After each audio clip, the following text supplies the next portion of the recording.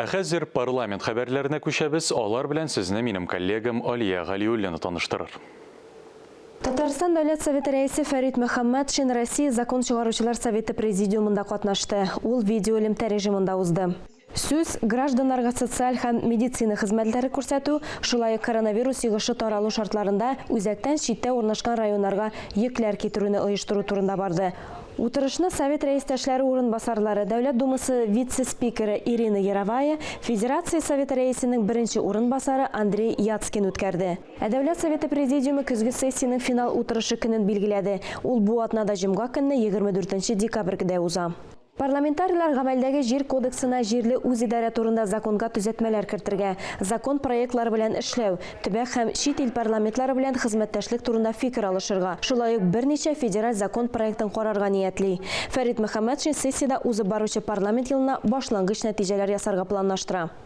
Дәүләт Советы утырышына парламент комитетлары да әзерләнде. Айрым алганда мәдәният өчен кадрлар әзерләү мәсьәләләре, киләсе елга закон проектлары белән эшләү планы, шулай ук Россия төбәкләре парламентлары белән хезмәттәшлек йомгаклары турында сөйләштеләр.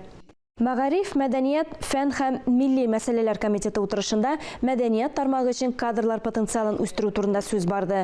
Хәзер республикада 173 музей, 18 театр, 19 концерт оешмасы, 2 филармония, 2 цирк, 1000 ярым китапханә һәм 2000 чамасы клуб эшли.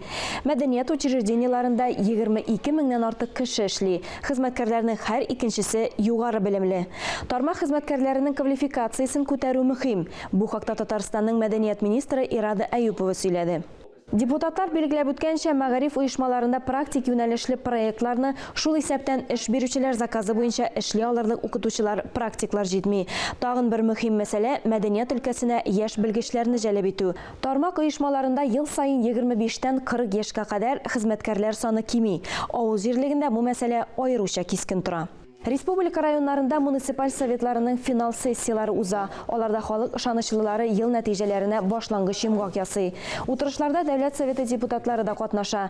Парламентның законлылык һәм хокук тәртибе комитеты җитәкчесе Шакир Яхудин Чүпрәле муниципаль советы сессиясында булды.